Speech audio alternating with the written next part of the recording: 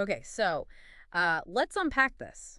Modern medicine, it's incredible, but it's also created this really tough ethical space around the end of life. Definitely. Our deep dive today is tackling Chapter 10 of Lewis Vaughn's Bioethics. We're focusing just on euthanasia and physician-assisted suicide based on this source. Yeah, it's a dense chapter. The core question, it's simple on the surface, but wow, is it deep? When, if ever, is it morally right to kill someone or let them die for their own good? So our mission here is pretty straightforward. We want to nail down the key terms, explore the really big moral conflicts that you see between doctors, philosophers, families, and just trace the main arguments and legal stuff presented in the text, kind of a shortcut through the whole landscape. And what's really fascinating, I think, is how the chapter points out the tangle between the ethical question, is this right, and the policy question, should we make this legal? Right. Vaughan really pushes us to keep those separate in our minds.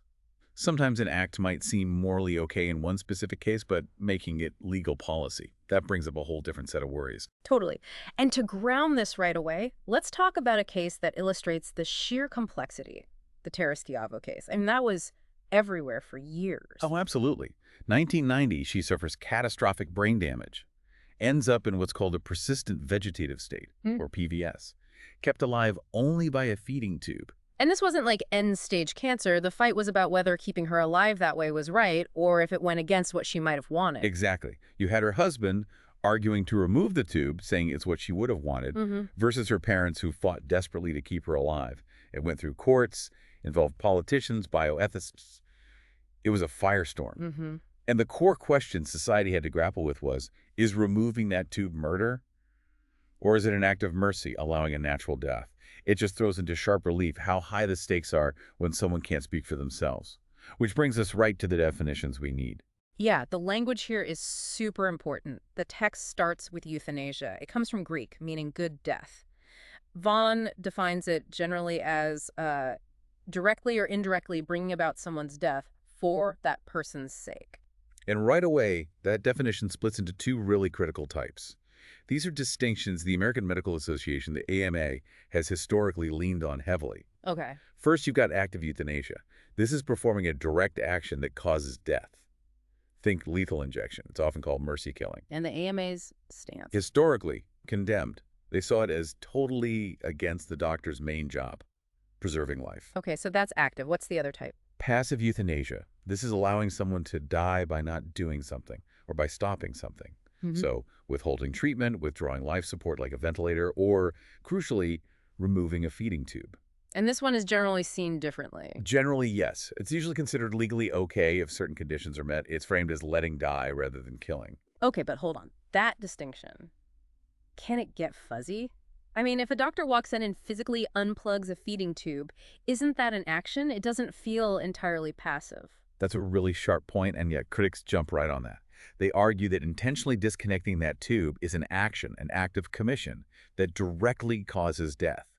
It challenges whether that passive-active line is as clear-cut morally as it is legally. So some argue the distinction is more about legal protection than a real moral difference. That's the argument. Yeah. But setting aside the method for a second, another huge factor is consent. Whose decision is it? Right, the consent categories, these seem absolutely vital, especially legally. Crucial. So first, voluntary euthanasia. This is when a competent patient clearly requests it or agrees to it. Often this is laid out beforehand in something like a living will or advance directive. Makes sense. Then there's nonvoluntary euthanasia. This is the tough situation, like in the Schiavo case. The patient is incompetent, maybe an adult who's incapacitated, or an infant and they haven't made their wishes known. The decision has to be made by someone else, a surrogate. Okay. And finally, involuntary euthanasia. This is bringing about death against the will of a competent patient. This is universally condemned. It's illegal, seen as morally abhorrent. And it really only comes up in debates as a kind of worst-case scenario in those slippery slope arguments we'll probably talk about later. Got it. And then there's something distinct from all these, physician-assisted suicide or PAS. Right, PAS. Key difference here. The physician helps maybe by prescribing lethal medication, but the patient is the one who takes the final step. They perform the act themselves. So the direct cause of death shifts back to the patient. Exactly. That distinction is legally and, for some, morally significant. Now, the AMA still denounces PAS, saying it's inconsistent with healing, But the legal landscape is different. The Supreme Court said states can decide they can legalize it or ban it. And some have legalized it. Yep. Right now, it's legal in Washington, D.C. and 10 states. So it's a growing area of legal acceptance, even with medical bodies pushing back. Okay, this brings us to what feels like the absolute philosophical core of the chapter. Is killing actually morally worse than letting die? If the goal is a merciful end to suffering, a good death, why should the specific method, active versus passive, matter so much morally? And that's exactly where philosopher James Rachels throws down a major challenge. He argues pretty forcefully that the distinction is morally irrelevant. Relevant? How so? His point is, if the motive is the same, say, mercy, and the outcome is the same death, then the means shouldn't carry moral weight. He uses that famous thought experiment to drive it home. The Smith and Jones one. That's the one. You have two guys, Smith and Jones, both want their little 6-year-old cousin gone so they can inherit a bunch of money. Smith sneaks into the bathroom while the kid's taking a bath and actively drowns him. Jones also sneaks in, planning to drown the kid, but sees the child slip, hit his head, and start drowning all on its own. Jones just stands there, watches, does nothing to help, lets him die. Wow. Rachel's point. Jones, who just let die, isn't morally any better than Smith, who actively killed. Their intention was identical to the kid's death for their gain. Both are monsters. So, applying that to medicine. Rachel says if the doctor's intention is genuinely humane to end unbearable suffering, then choosing a passive method that might actually prolong the dying process could be morally worse than a quick active method. If ending the suffering is the right goal, then the most humane method should be morally preferred. That really makes you think. It flips the script, suggesting maybe we focus too much on the how and not enough on the why. It forces you to center the intent. But of course there's strong pushback. Philosophers like Daniel Callahan fiercely defend the distinction. Why? What's Callahan's argument? Callahan focuses on causality. He argues that in passive euthanasia, the doctor is only omitting treatment. It's the underlying disease or condition that is the ultimate cause of death. But in active euthanasia, the physician becomes the direct cause. The doctor is the killer. And that difference is crucial for, what? Trust. Exactly. Callahan argues it's fundamental to medical integrity. If doctors are seen as agents of death, as killers, it could shatter the trust patients place in them. That trust is, the bedrock of the whole doctor-patient relationship. So for Callahan and others, holding that line, even if it sometimes means a slower death, is vital to protect the role of medicine in society. Precisely. They see it as essential for keeping medicine a life-preserving healing profession. Okay, let's shift gears. Let's look at the main arguments for allowing voluntary euthanasia and PAS. What's the biggest engine driving this side? Without a doubt, it's the principle of autonomy, self-determination. The idea is that respecting people as autonomous beings means we have to respect their deeply considered decisions about their own lives, including how they end. So it's about control and dignity. Yes. Especially when a patient reaches a point where they themselves judge their life to be more of a burden than a benefit. Autonomy allows them to maintain control, maintain dignity in that final chapter. And the second big argument? That comes from mercy, or the principle of beneficence, the duty to do good and prevent harm. How does that work here? Well, if doctors have a duty to relieve severe, intractable suffering, and sometimes the only way to truly end that suffering is death, then maybe that duty extends to causing death, especially if passive methods just prolong the agony. The chapter gives an example here, right? The Quill case. Yeah, Dr. Timothy Quill and his patient, Diane. It's a powerful story. Diane had acute leukemia. The chemo offered maybe a 25% chance, but it was brutal. And she refused it. She refused it flat out. Not just because of the physical side effects, but because she dreaded the loss of control, being stuck in a hospital. Her independence was everything to her. Her suffering wasn't just pain, it was the destruction of who she was. And Dr. Quill? He respected her choice. He understood her suffering was tied to her deep need for control. He didn't perform active euthanasia, but he did prescribe barbiturates, knowing her intent. He essentially assisted her suicide. How so? By giving her the means, he gave her the security of knowing she could end things if they became unbearable. This allowed her to live her remaining months more fully, on her own terms, before eventually choosing to take the medication. It highlights that suffering isn't just physical pain. Exactly. It includes loss of dignity, loss of independence, that deep existential or spiritual anguish. Okay, now turning to the arguments against legalizing these practices. There's some heavy philosophical stuff here. Let's start with the doctrine of double effect. Right, double effect. This is really key for understanding how doctors navigate pain management, especially at the end of life. It sounds complicated, but the basic idea is about intention. It says it's morally wrong to intend a bad outcome, like death, even if it brings about a good result, like ending suffering.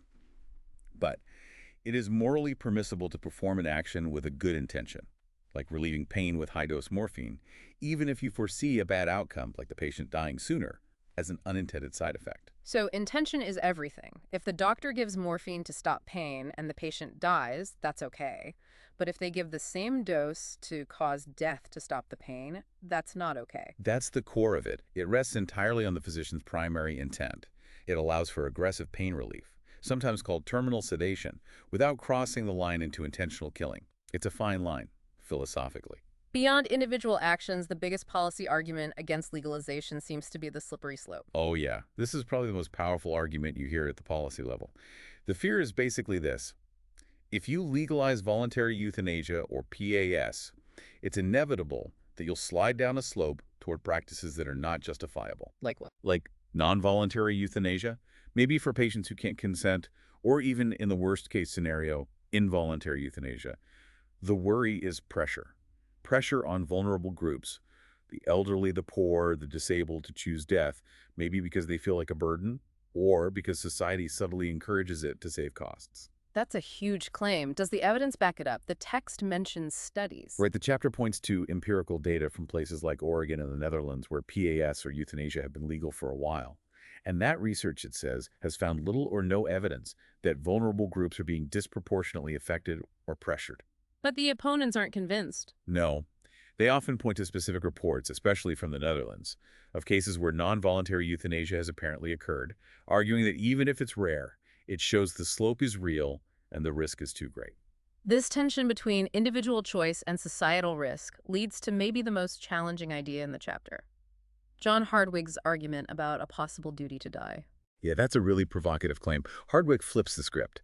He says, look, our lives aren't lived in isolation. They're deeply interconnected. Okay. So, if continuing your life imposes truly devastating burdens on your loved ones, think financial ruin, constant exhausting caregiving, emotional devastation, then Hardwig argues, you might actually have a moral duty to end your life to protect them. A duty to die, to protect your family. That sounds incredibly harsh. It does, and it's immediately countered by ethicists like Felicia Ackerman.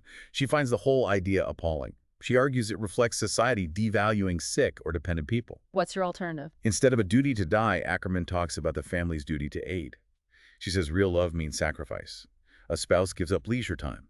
A child might delay college or take a job to help care for a parent.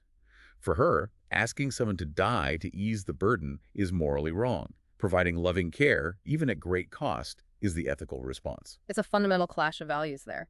Before we wrap up, how do the big traditional ethical theories weigh in on all this? Utilitarianism, for instance. It's mixed. Utilitarianism aims to maximize overall happiness or well-being. An act-utilitarian, looking at a specific case, might see active euthanasia as providing the greatest good by ending intense suffering. A rule utilitarian looks at the bigger picture. They might worry about the negative consequences of having a general rule allowing euthanasia, the potential for abuse, the erosion of trust, the slippery slope. They might conclude that prohibiting it leads to better overall consequences for society. What about natural law? Natural law tradition generally holds that human life is a fundamental good, and we shouldn't directly intend its destruction, so it strongly condemns active killing. However, it does allow for refusing extraordinary or burdensome treatments when death is near, seeing that as allowing the natural process of dying, not causing death. In Kantian ethics, you touched on this earlier. Right. Kantian ethics is all about duty, dignity, and rationality, treating persons as ends in themselves, never just as means. As we said, this usually prohibits suicide because it treats one's own rational personhood as a mere means to escape suffering. But it gets complicated. Very complicated with patients who lack rationality, like those in a PVS. Are they still persons in the full Kantian sense? The theory isn't entirely clear on how to handle those tragic cases. We also need to touch on the legal side again. The Cruzan case seems pivotal. Absolutely. Cruzan v. Director, 1990 Supreme Court case. It was huge. It basically established that confident patients have a constitutionally protected right to refuse life-sustaining treatment. It validated passive euthanasia, grounding it in rights like bodily integrity. But it didn't create a general right to die. No, crucially it didn't. The court also upheld the state's interest in preserving life, allowing states to require clear and convincing evidence of an incompetent patient's wishes before stopping treatment. This shows the law drawing a line. The right to refuse treatment is distinct from claiming a broader right to actively hasten death. That active-passive line holds strong in the legal framework. Okay, so wrapping this all up, we've seen the crucial definitions: active, passive, voluntary, non-voluntary euthanasia, and PAS. We've explored that tricky moral distinction between killing and letting die, with Rachel's challenging it and Callahan defending it.